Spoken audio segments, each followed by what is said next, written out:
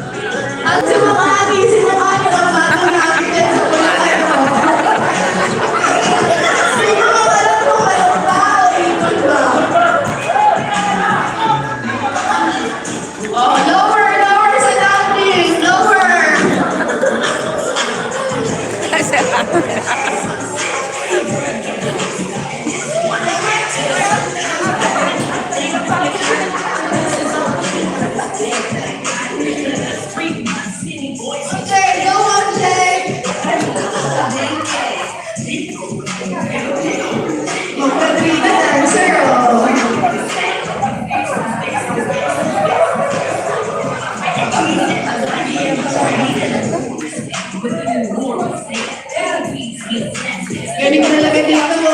Sir Jamer, ikilig mo. Sige, ito mo, sir.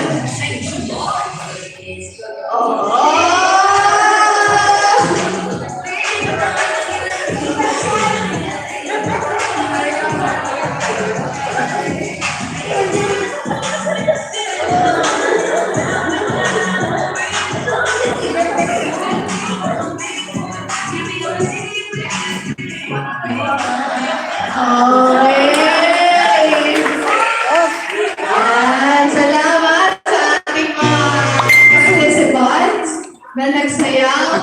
O kaya pa ba, parang yung dito natin, naubos na natin yung energy natin, sumpa pa lang. Davidson, sir! Nasaan ka? Jabuhatag ba? Jabuhatag! Kala mo ha, mamaya ka. Pwede daw po ba mag-sumba mamayang hapon sa Sir Davidson? Oo, mamaya sir. Mamaya ka sa akin. Okay? So, before we start our program proper, let's have a recap first kung ano po yung ginawa at pinag-usapan natin kahapon. So, Ma'am Amy, our director, discuss kung ano ba yung ating ginagawang mga project. Unang project dito ay TV mandatory notification. Okay? TV mandatory notification, it is based from RA 10767. Okay, it stipulates that all healthcare facilities, including public and private, should report their diagnosed TB cases to the Department of Health through its national TB control program. Okay, so sa pangalan pa lang, di ba, TB mandatory notification. Ano ibig sabihin ng mandatory? It is required by rules and law. Okay, so wala tayong choice, kailangan talaga natin i-report. Bakit ba natin ginagawa yung project natin na ito? Para mahanap natin yung missing cases. Okay? Bakit ba kailangan natin hanapin yung missing cases? Bakit ba hindi na lang natin hayaan? Kasi di ba po, sa pagplaplano, kailangan natin malaman yung total numbers para alam natin kung ano yung dapat natin gawin. Ano yung dapat natin isolusyon. Okay? Also, yung project po natin na to, ginagawa pa natin since 2018. Anong year na po ngayon? 2023. Diba? Ang tagal na pala natin ini-implement ng project. So, ano na yung ginugol natin dito? Sustainability. Ano ibig sabihin ng sustainability? Kahit wala na kami, maipagpapatuloy nyo yung mandatory notification. That is the reason bakit namin kayo ini-encourage mag-encode na ng inyong diagnosed TB cases. Okay? Also, one of our project is RX-Pass. Ano ba ginagawa natin sa RX-Pass? Ang ginagawa natin is, nire-refer natin yung facility sa GeneXpert. Bakit? Kasi in TB mandatory notification, na-assess natin na mababa yung percentage ng pasyente na napapatest GeneXpert. Okay? And also, yung GeneXpert po kasi, ito na yung mandatory natin na primary diagnostic tool natin in diagnosing TB patient.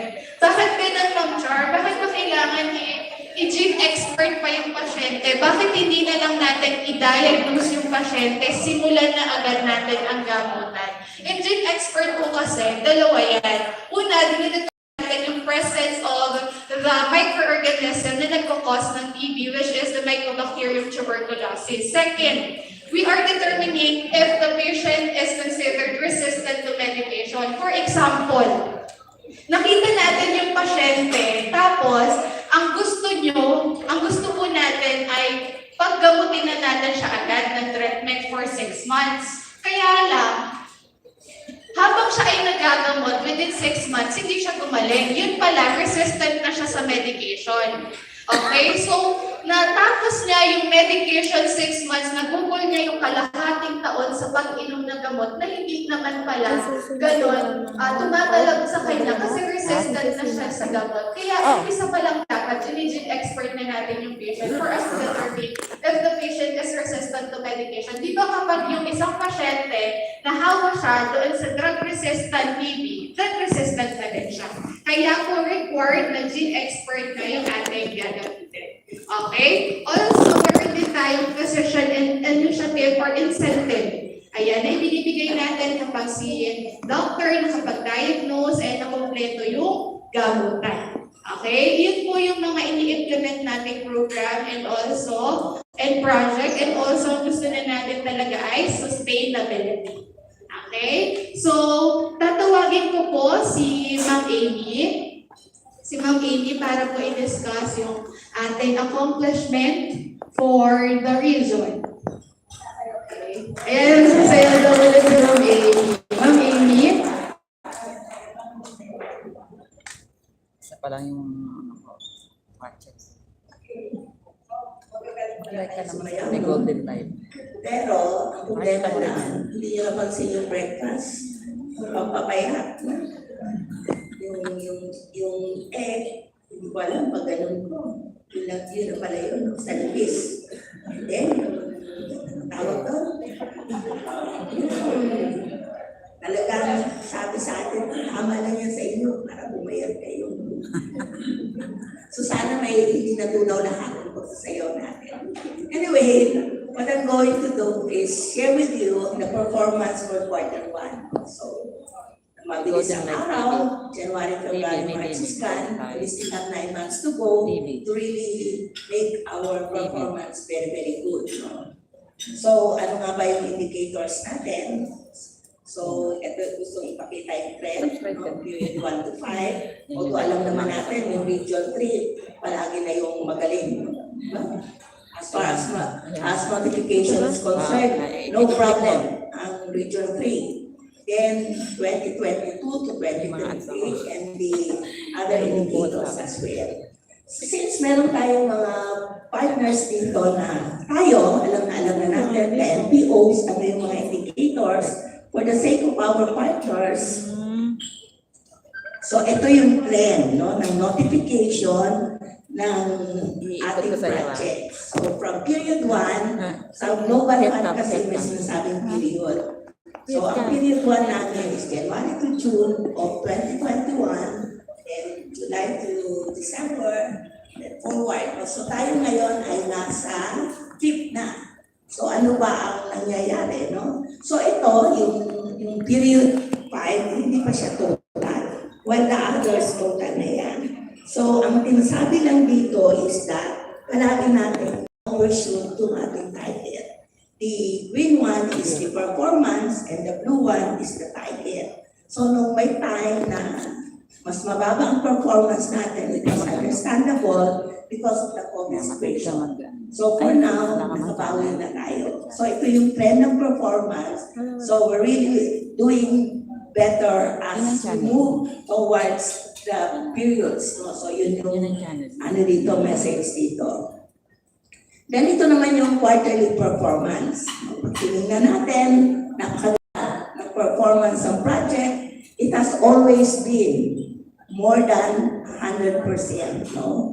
Nung quarter 1, January to March 2022 yata ito nag-start, up to 2023. So ang mababa lang natin is in 2021. So understandable na mababa tayo because close yung mga clinics, hindi tayo makapunta because of COVID. So this is the performance, and this is the overall performance contributed by the 3 big regions, which started in 2018, the scale-up regions na nagsimula lang noong 2021, and then what we call the expansion sites, which started April 2022. No? So meron po. No? So meron kami sinasabing big 3, scale-up region, and expansion sites. The reason that the scale-up is nung na-observe na in the big 3 regions, they were really able to capture the cases, yung mga missing cases na sinasabi from the private sector. So sabi, okay, let's scale up to other regions and let us see if we can still capture. So in 2022, nakita, it's very good. We're capturing cases. And there were remaining other areas, yung sinasabing component cities. So nag-scale up to also deploy NPOs. Yun yung purpose of the deploy NPOs to catch the cases of the private sector. Kaya nag-scale, nagkaroon ng expansion sites. So yung expansion sites, mag-1 year pa lang sila ngayon. So, but they're also doing good. So tingnan natin to. No, anong nakikita natin dito? The overall. Napakalaki ng ating target. Last year, ang target natin was 27,000 approximately. And we were able to accomplish 117%. Very good, the overall budget. Ngayon, 30,000. Kahit tinataas yung target, actually tinataas siya, even for the NPOs tumataas.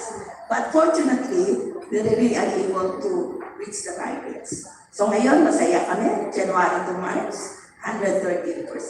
So palakpakan natin ang ating mga sarili. Let's congratulate ourselves, no, for ensuring that cases from the private sector, the physicians are being captured and reported to the National TB Control Program. Ngayon, tingnan naman natin ano yung mga performance, no? So ito, pareho lang to actually. It's the same as the previous one that was shown. It is 113%.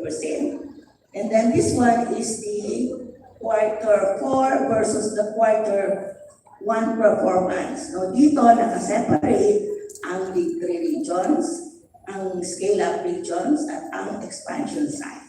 So if you look at the graph, all of them are doing well. Kung tingnan mo yung overall, although ang big 3 regions mas mataas talaga performance compared to the scale-up regions, and even surprisingly, ang expansion sites are really doing good, even if they just started last year. Dito, meron kang tinataas na rin namin yung rate, no? Napapansin nito, before it was 80, ginawa namin 90, ngayon ang rate is 95%. So, even if we raise the parameter, still doing pa rin sila lahat. So, congratulations to all, no? Yung big three, nasa the scale-up regions, meron dito mga belonging to the scale-up regions, and then the expansion side. So, maganda at masaya ang ating performance. Ngayon, tingnan naman natin ang big three. Ang big three kasi, tatlo silang grupo, the NCR, 4A, and Region 3. So dito, although makikita natin in the previous slide, doing well ang big three regions. But if you go into detail, there is a variation between the 3 big regions, the NCR, Region 3, and Region 4A. So, pag tinignan natin, sino talaga yung pinakamaraming cases? It's really 4A. And ang worry namin is the NCR. Kasi NCR is very, very big. We deployed 51 NPOs in the NCR compared to just 20 in Region 3. So we are focusing our attention in the NCR because for now, it's color yellow. It means we really need to look into the performance of NCR and ensure that maybe next period, it will become clean. Next data validation. Ito naman yung mga scale-up regions. So, ano ba ang nakikita natin? Yung Region 3, di ba, okay pa rin siya, even the scale-up. areas in Region 3 are doing good. So ang mga areas na lang namin for improvement are those marked red and those marked yellow among the regions. So even if they just started in 2021, yung mga sites natin sa Region 3 are doing well. So again, congratulations. Yung mga NPOs na nasa Yun yung SPA. ibang regions, no? And then let us look at the expansion sites. Meron bang expansion site ang Karta. region? Let me see. Ayan. Karta ba yun? So, scale up region. Ano ba to? Ayan. Bumabalik. Ayan. Expansion sites. Tingnan natin. Ano nakikita ninyo? Meron bang expansion site ang Region 3? Wala ano?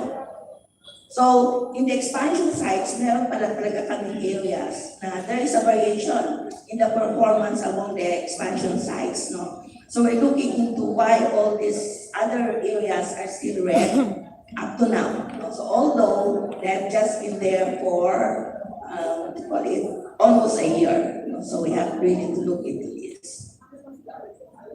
Ngayon, we're so happy about notification. Over 100%. However, in the other indicators, looking into the quality, ito yung medyo challenging.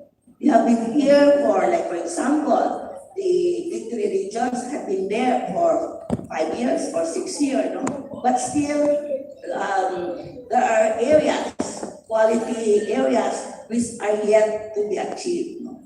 Like for example, yung testing rate natin, ano ang ating testing rate for the quarter? It's only 38%.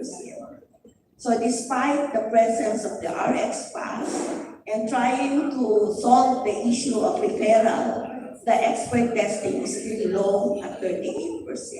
For all areas, the big 3 regions, the scale-up regions, and the expansion sites.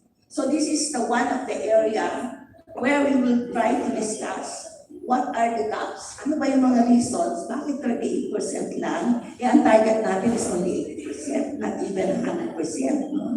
So, bakit 38% lang ang ating nare-refer for chief expert? Andyan ang RX Pass, andyan yung mga RTDL.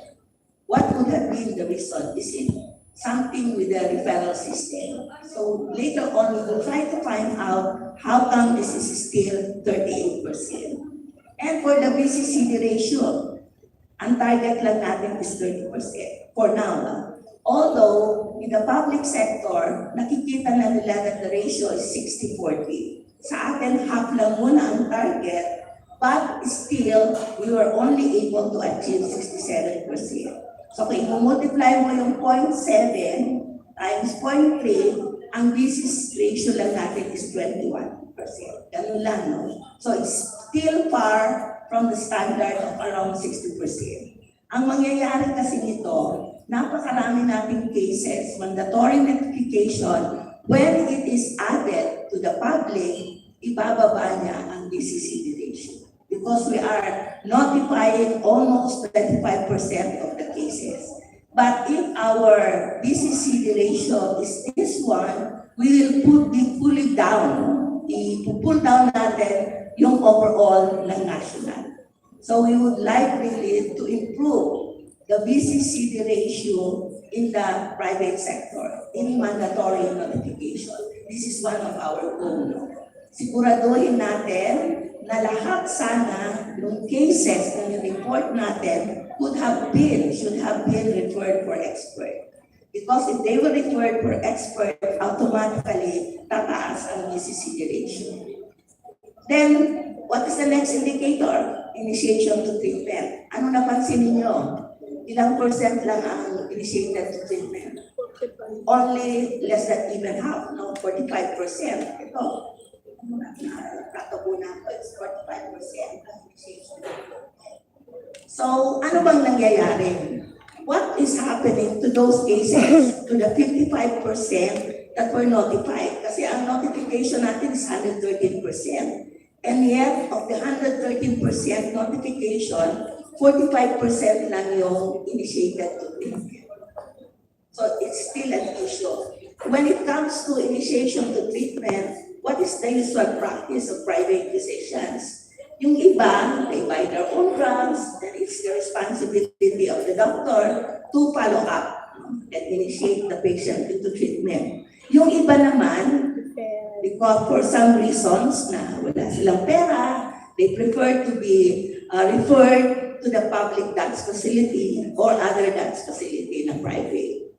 Ang problem is, meron yatang some issue about the response, whether the patient really arrived dun sa RHU and was registered as initiated treatment. We are not sure what's the real problem. Is it the feedback mechanism or hindi ba pupunta yung pasyente? No? So kailangan malaman natin ito at sana the NPOs, ito yung goal ninyo. For every case notified, make sure that they are expert tested, initiated to treatment, and after 6 months, we know the outcome of treatment.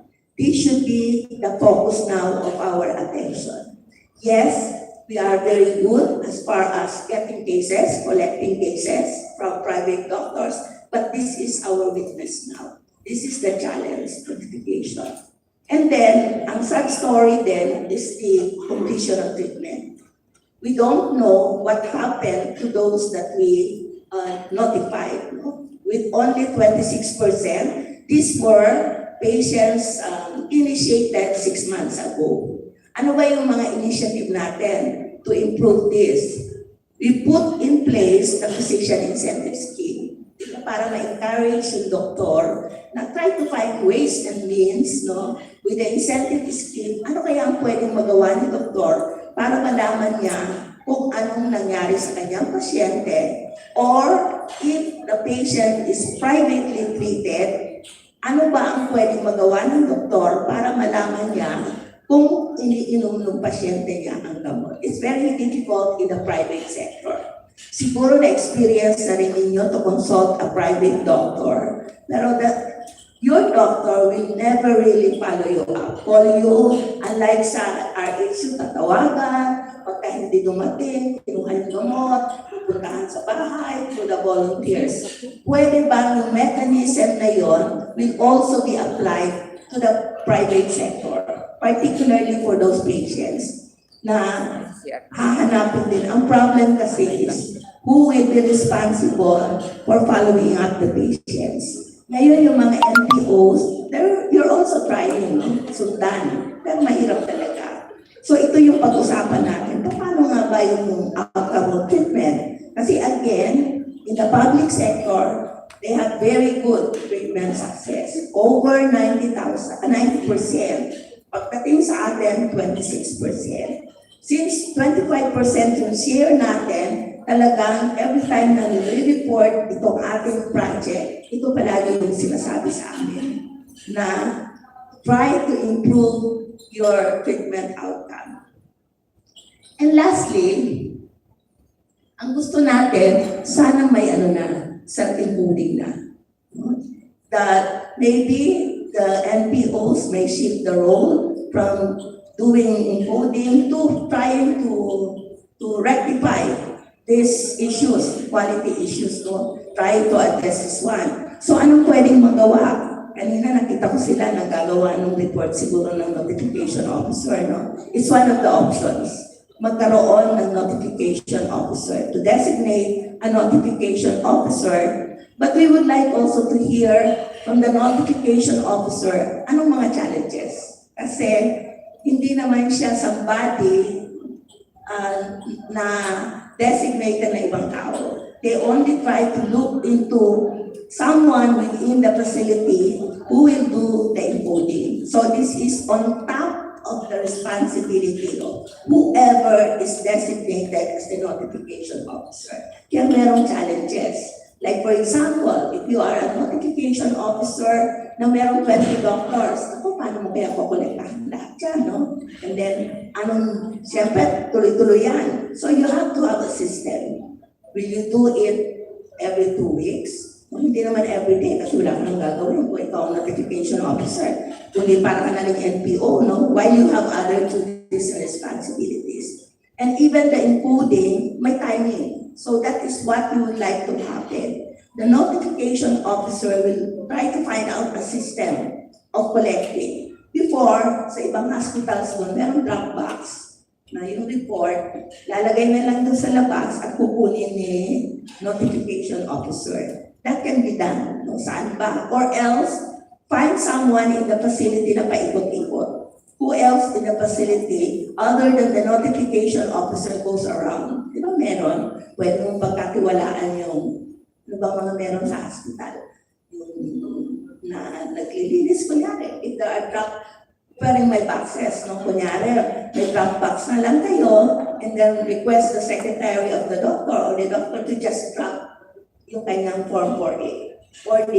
Para hindi na ang umiikot is the notification officer. There has to be a system, an efficient system, so that the H&O can manage. Otherwise, baka mapabayaan niya yung trabaho niya or hindi niya magawa talaga yung duty as a notification officer.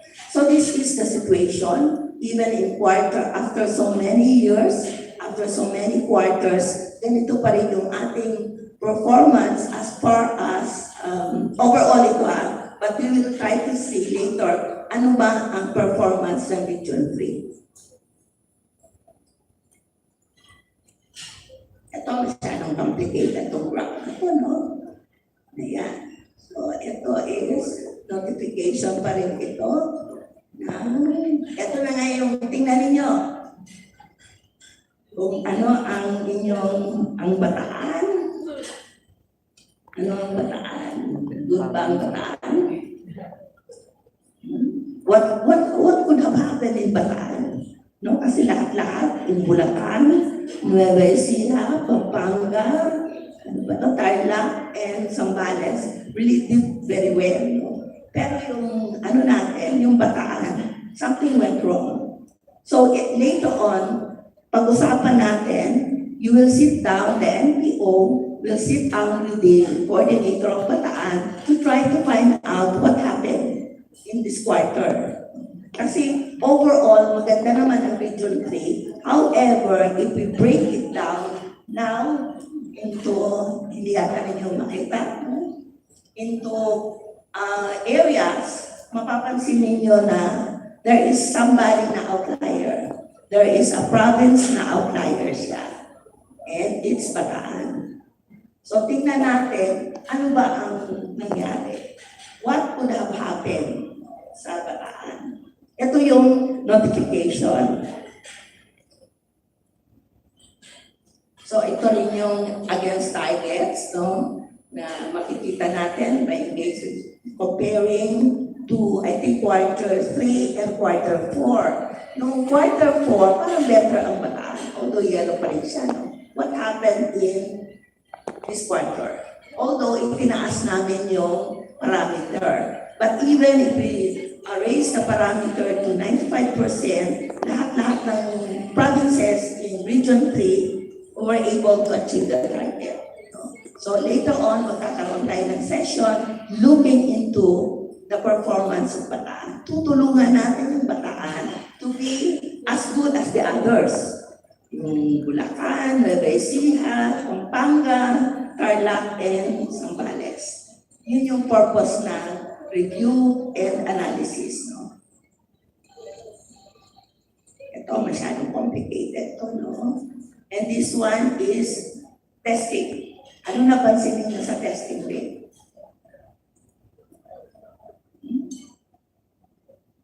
Lahat ay pula.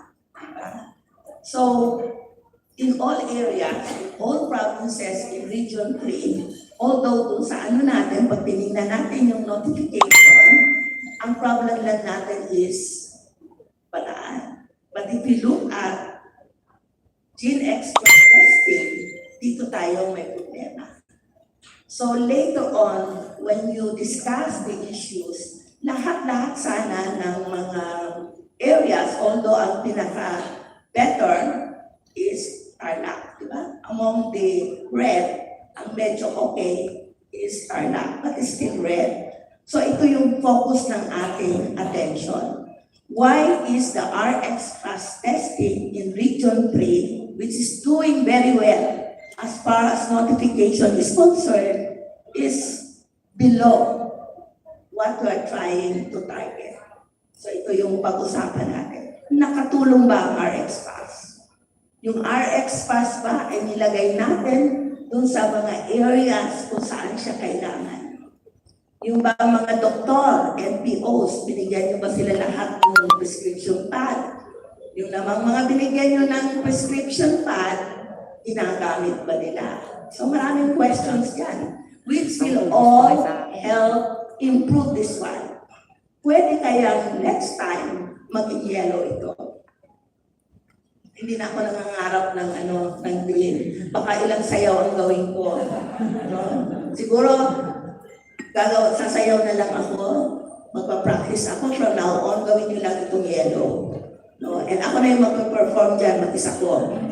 Siguro, pero ang hirap gawin yun. No? Ang mga sayaw.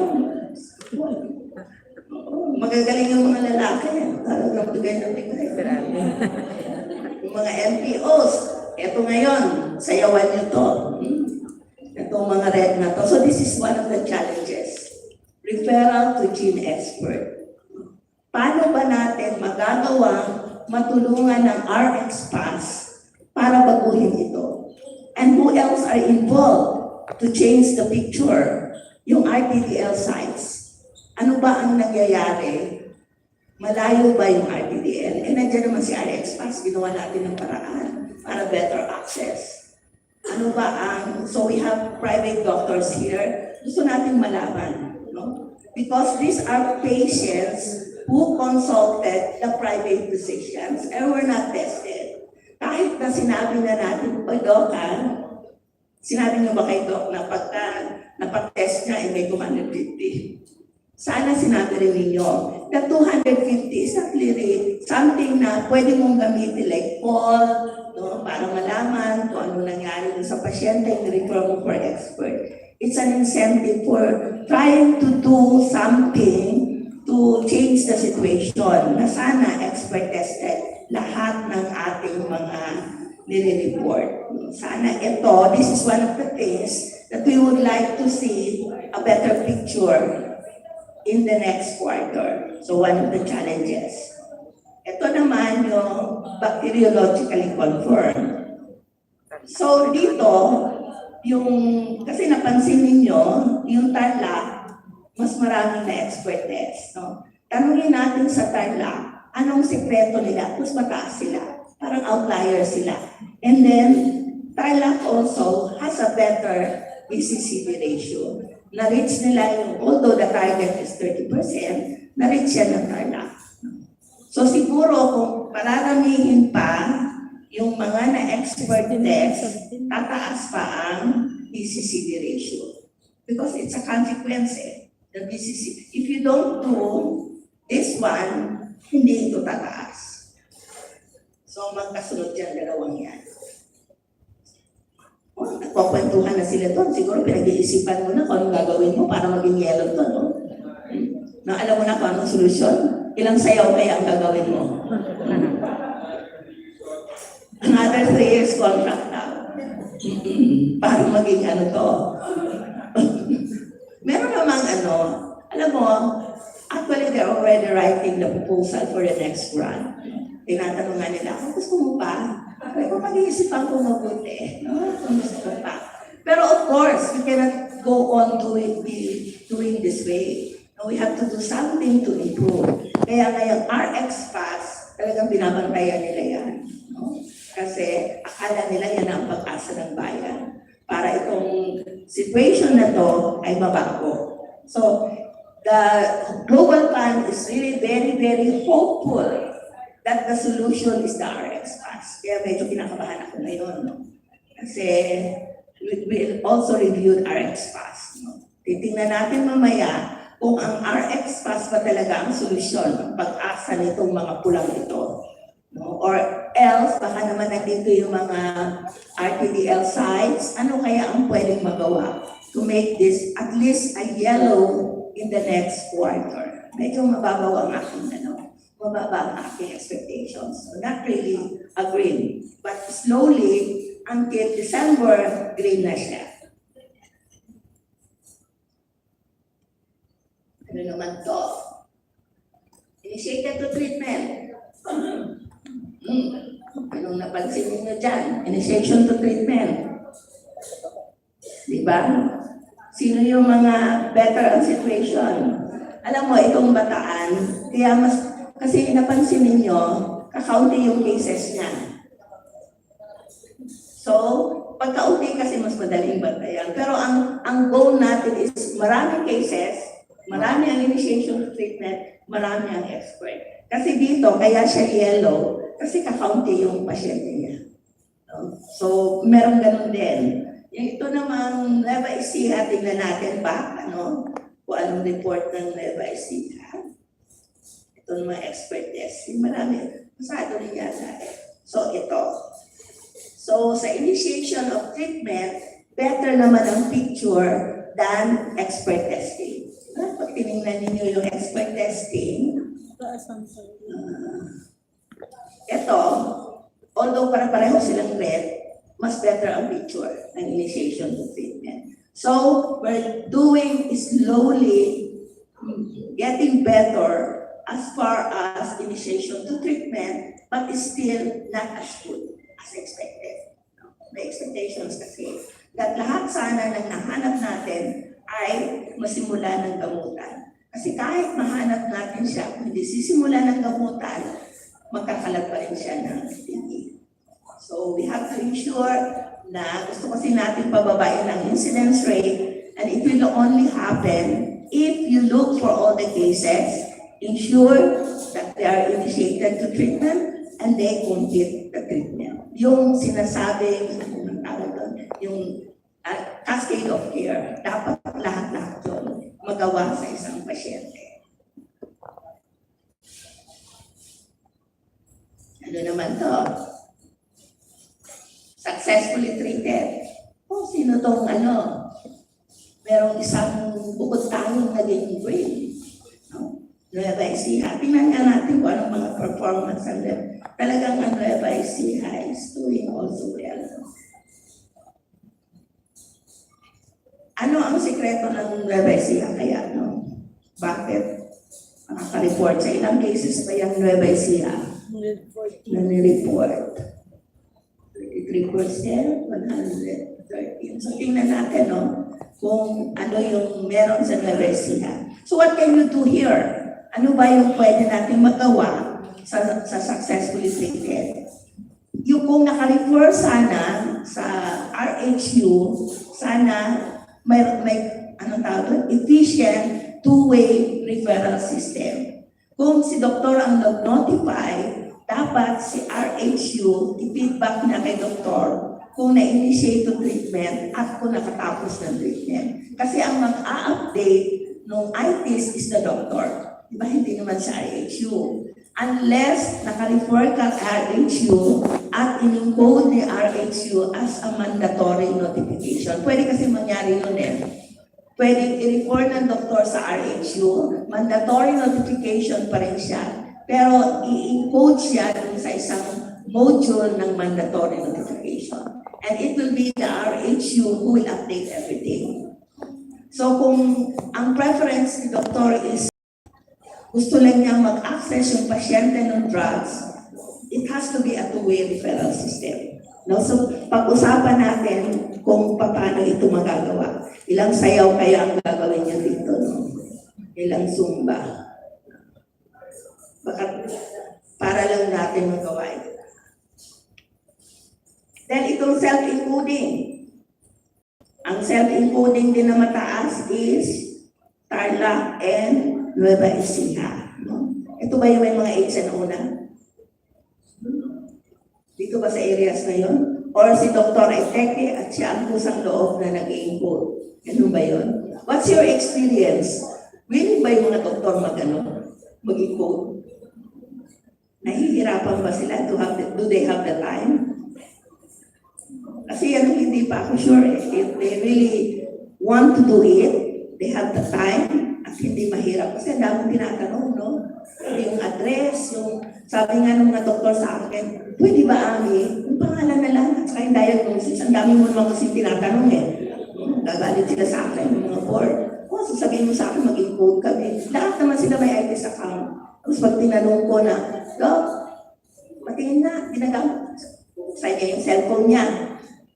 O hindi ko nga mabuksan eh. Ibig mo sabihin, pupunta pa ako sa laptop ko para buksan ko doon.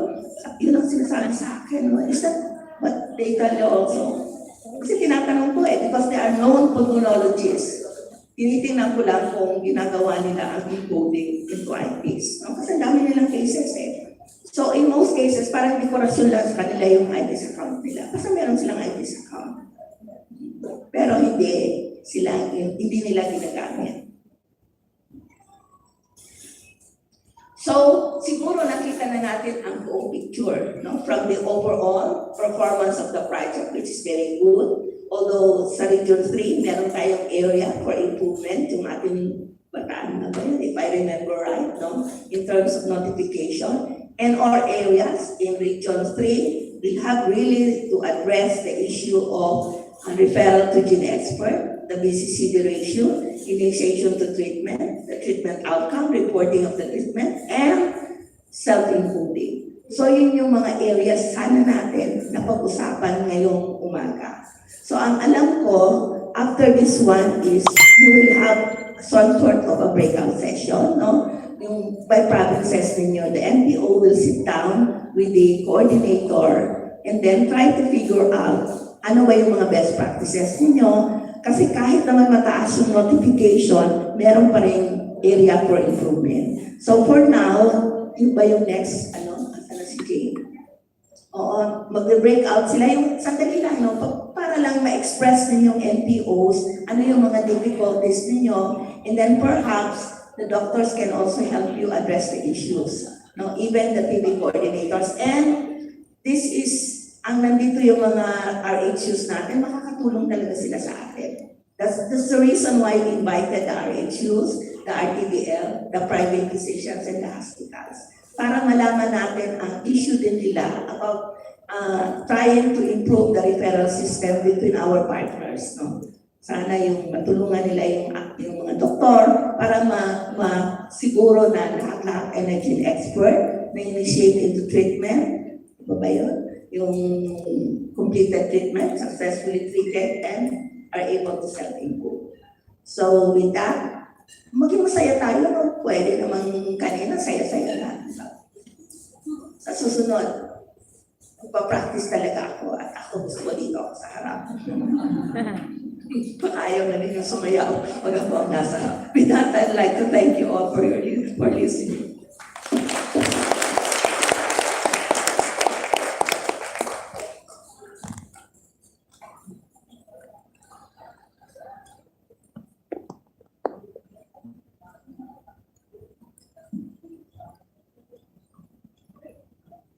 For the next part of our program, I will discuss the issues, challenges po na sinulat nyo kahapon dun sa ating mga board. And then, after I discuss and read all of that, magkakaroon po tayo ng group sessions. Mag-group po tayo per province. Bulacan, Pampanga, Tarlac, Zambales, Nueva Ecija. Then, from that po, i-identify natin yung recommendations natin. Okay? Sino po ba dito yung mga representative ng PHO and PDO? Pwede po ba itaas yung kamay? PHO and PDO, nasaan po? Okay? Ayan. So, i-identify natin yung barriers, challenges, then recommendations, agreement. Gagawa po tayo ng agreement, and also, next, validation, titignan natin kung nagawa po ba natin yung mga naset nating recommendations. Kasi kung mapapansin po natin, every quarter, halos same lang yung barrier, pero hindi natin nagagawang solusyonan yun. So, on this day, saset natin agreement, re-evaluate natin next quarter. Okay? Kung nasolusyonan ba natin.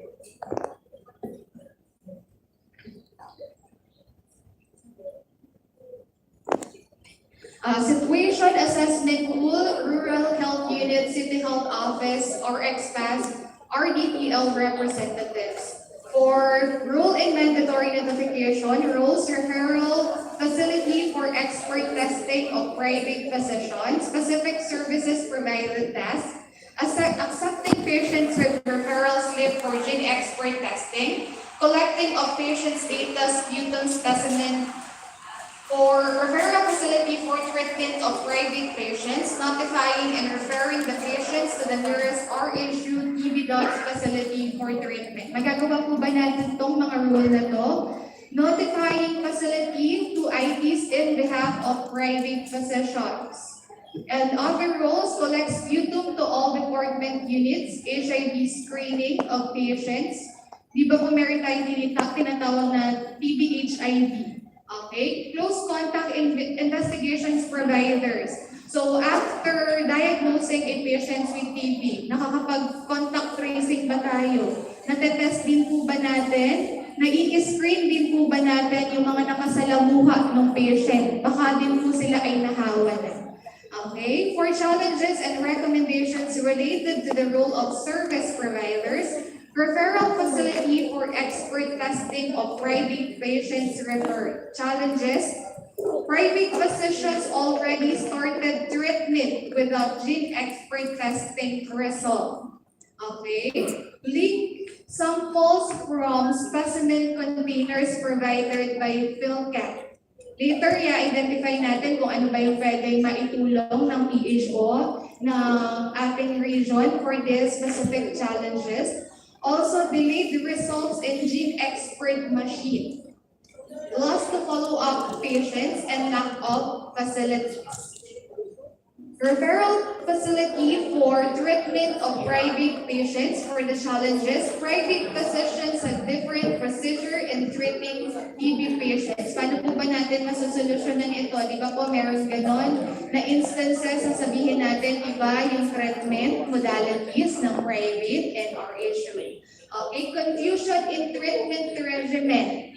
Some patients are already starting their treatment from private physicians even if they have not yet tested for gene expert. No NTP referral for from private clinics. Nakapagbigay po ba tayo ng mga forms pa sa ating facilities para ma-address ang issue na to? No NTP referral form. Loss to follow-up patients pa din. RHU not being able to follow up, locate the referred patient due to confidentiality. So yun din po yung problema natin, no? Hindi natin matrack ano na ba nangyari sa patient after referring the patients. Notifying facility to ITs in behalf of private physicians. Facility stop not oriented to TB mandatory notifications. Meron pa po bang hindi na-orient sa TB notifications? 2018 pa po natin ginagawa ito. Meron pa po ba? Okay. Situational assessment tool for hospital clinic notification officer.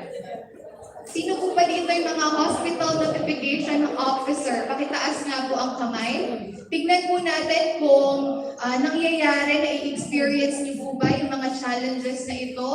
Then please share your recommendations for this problem. So challenges in setting up the linkage or maintaining the linkage and recommendation to address barriers. For the challenge, not all departments are linked to the NHO. Ang problema natin, di ba, nagset tayo ng person. Okay, sabi natin yung point person, handle niya all the. But how sure are you na lahat po ay na-re-report sa mandatory notification? Lahat po ba ng na-check up, lalo sa OPD ay nare-report? And lalo na din po yung yung di ba may park cubicle sa mga private clinics, yung mga secretaries po ba nila nare-report po ba lahat ng patients? Kasi for example, yung isang hospital medyo malaki. Tapos ang binibigay ng cases lang isa, dalawa. Parang questionable kung iyon lang po ba talaga yung nare-report or hindi lang nare-report yung TB cases. Kasi hindi na isasubmit ng mga secretaries. Okay, reporting of cases consistently. Minsan ba, ng January, lahat na-report mo, nung February na busy na, ay okay na yan, may report akong isa.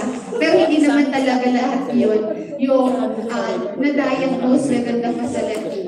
involvement of other departments and lack of communications. Diba sa isang hospital, lalo na pag level 2, level 3 hospital, masyadong malaki, constant ba yung communication between the point person and all other departments.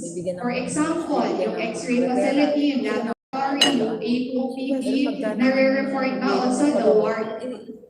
Unable to collect data from other departments. Ang isang reason dyan, busy. Ay hindi po kasi po ang dami pong pasyente, kaya hindi na po nare-report. Ano po yung pwede natin, our recommendation from that problem? Lack of staff. Alam natin, lahat siguro may problema dito sa lack of staff. Nasaan na ba yung mga nurses natin? Nag-a-abroad na sila.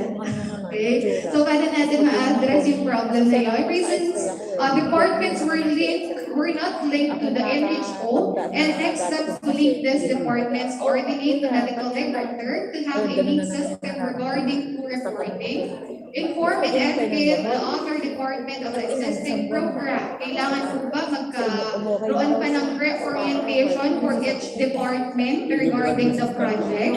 And then set meetings in different areas of concern to get information of identifiable diseases. Challenges in setting up the linkage or maintaining the linkage and recommendations to address these barriers. Reasons why not all physicians are linked to HNO. Number one, not all physicians are aware of programs, especially the non-pulmo. Okay? Meron po bang pagkakataon na hindi pa po inform yung other doctors? Ano po ba yung magagawa natin para ma-inform sila? Okay, not related to TB, NS, nephro, uro, surgeon. Lack of awareness and no point person. Isang reason pa din, isang challenges dito, yung PBNO po, nagsaset ng point person. Yung point person, nakatrain na, orient na, naturuan na sa ITs, after several months, wala na.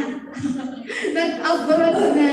Diba, lumipat na ng hospital. Yun yung isang problem namin. Tapos nawawala din, mahirap yung transition, diba? Some physicians are not aware about TB referral program and incentive scheme. Lack of engagement. Pero pa ba tayong lack of engagement? Parang dapat by this time lahat engaged na, no? Regarding our project. System of collecting reports from departments and physicians. Challenges in collecting reports from department and physicians and recommendations to address this for the challenges. Inconsistent reporting. Ayan. Aminado po ba tayo? May pagkakataon ay inconsistent ang reporting, lalo na kapag nabibisi. Okay? Some physicians are still not aware of NPBN and still hesitant to report the cases because of confidentiality. Ayan. Nagtataka ko, parang consistent reason, hindi daw po aware yung facility or physicians regarding mandatory notification.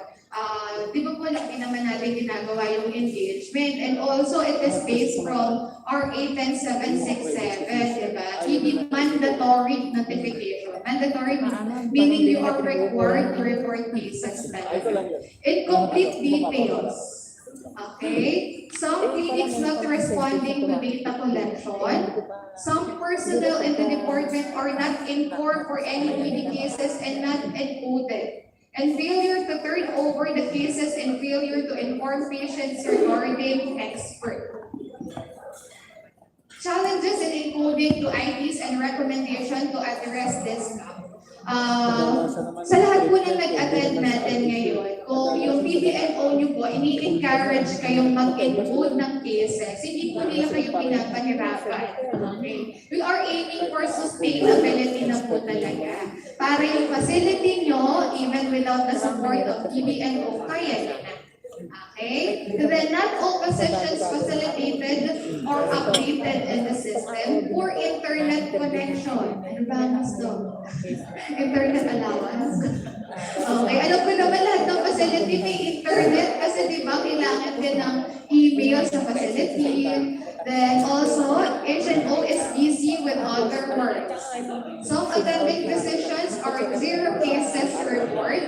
Yung zero cases po, acceptable approval po siya kung yung physician is considered a surgeon, ganyan, tapos i-refer pa niya sa pulmo. Then most of the cases, from pulmo na. Okay, yun kung wala talaga. Okay? And then, lack of data, not detailed. Yung hinihingi po namin information po regarding the TB mandatory notification, konti lang. Okay? Halos personal information lang such name, address, birthday. Also, only one username account. Okay?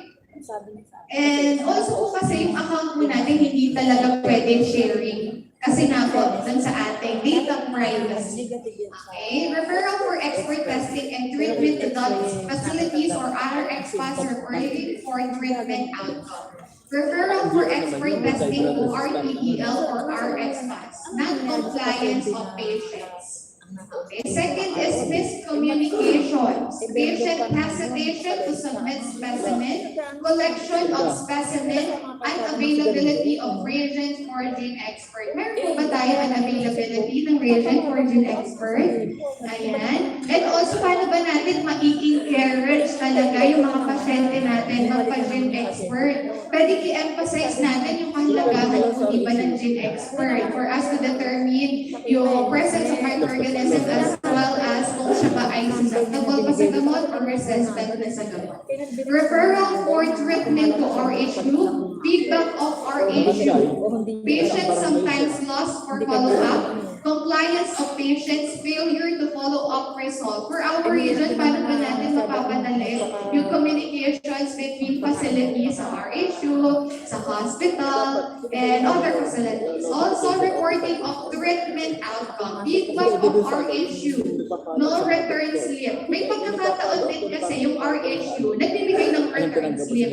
Sino na lang talaga yung hindi nag-return? Okay, yung pasyente. So, paano natin mapapadali yung mga ganitong bagay? Kasi di ba, for us to aim sustainability, dapat yung pag-iiwanan natin yung project, mapapadali yung trabaho niya. Paano ba natin napapadali?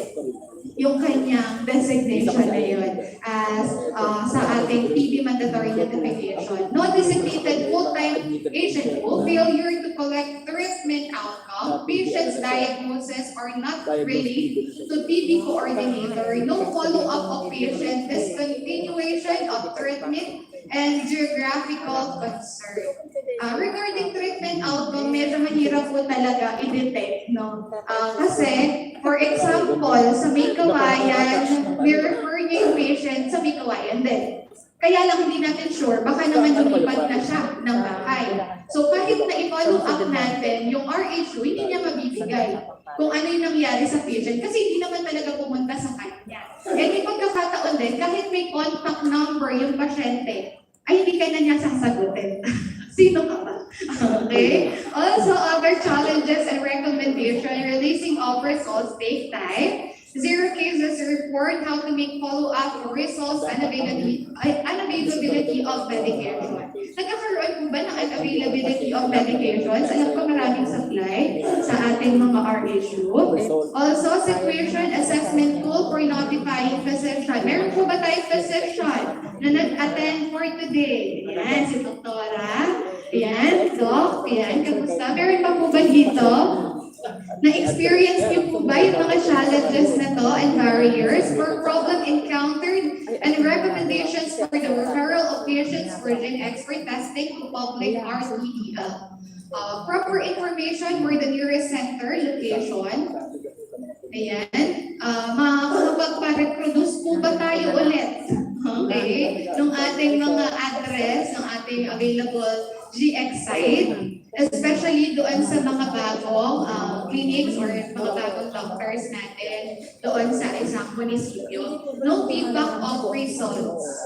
Okay? Problems encountered and recommendation when referring patients for gene expert testing on an RxPass facility. Barriers such as some patients are not informed that the private facility is a service provider of RxPass. So, syempre, kung tayo ay RxPass facility, dapat sa atin din manggaling na yung facility natin na go-offer na pwede mabigyan ng X-ray services as well as gene expert services para Okay, barriers and recommendations to treatment when patients prefer to buy their own drugs. Lack of funds. Ayan. Isang reason bakit hindi natatapos ng patient yung gamutan na 6 na buwan kasi nauubos na yung budget niya. Pero po, kapag po na-refer natin yung pasyente sa RHU, magsisimula pa lang po iyan ay nakahiwalay na yung kanyang medication for 6 months. Okay? Para sure natin na hindi mapuputol yung kanyang treatment. Also, barriers and recommendations to treatment when referring patients to a DOTS facility. Treatment outcome not known to the physician when it is referred to facility. So, ano kaya pwede natin gawin para malaman natin agad yung kung na-receive ba yung pasyente from a facility o kaya naman ano yung naging treatment outcome niya. Natapos ba niya yung kanyang gamutan? Hindi ba niya natapos? Siya ba ay drug resistant? Okay, barriers and recommendation to reporting treatment outcome of the patient referred to RHU or CHO barrier, failure to return to the private facility for follow-up, and failure to return the slip for acknowledgement. Okay, so usually ang nagiging problem dito natin ay communication. Okay, so yung mga PHO natin, PDOHO natin, yung mga TBNO natin, paano natin kaya maa-address yung mga problem na ito? So barriers and recommendation to reporting treatment outcome of the patient referred to privately managed, too expensive. Okay? Kung yung pasyente din naman natin, wala siyang budget, we can refer the patient to our RHU. Barriers and recommendation to including by physician himself or herself, the secretary or the hospital or facility notification officer. The physician is not aware of the IPs. Okay? Dapat po sa ating pag-engage sa patient, ay pag-engage natin sa physician, follow na nun ay IPs orientation. Kung hindi naman kaya ng doctor, yung PDNO. Also, that is also a recommendation sa ating mga city health office, sa mga RHU natin, na magkaroon din ng PDNO. Okay? So, may pagkakataon talaga, diba? Yung isang stand-alone clinic doctor lang, hindi niya ma-include yung PDNO sana ng RHU or CHU. Okay? And the number of physicians that gave incentive, not yet claimed on, barriers and recommendations to filing a claim for the physician incentive scheme, documentation of patient IDs, screenshot. Nagkakaroon po ba ng problem sa pag-screenshot ating IDs? Kasi marami po kasi attachment para makapag-claim tayo ng incentive. Siyempre, dapat sure tayo na kapag nag-claim ng incentive, complete yung information kung talaga bang na-diagnose yung patient, talaga bang nakapag-test sa gene expert yung patient. Okay? And that ends all the barriers na sinulat yung kahapon. So, ngayon po, magsasama-sama na yung per province. So, taas nga po ng kamay mga taga-Bulacan, mga Bulakenyo. Ayan, ma'am and sir, lipat na po kayo dito. Ayan, next naman po natin ay Nueva Ecija. Nueva Ecija, taas po ang kamay. Oh, yung tatlo taga-Bataan dyan. Ma'am, ayan, lipat na din po kayo dito para makapag-discuss na po kayo ng ano conference natin sa mga stated problems. Okay, for Zambales, taas naman. Zambales, yan, isang diretsyo na lang. Okay, then the fourth Tarlac. Tarlac,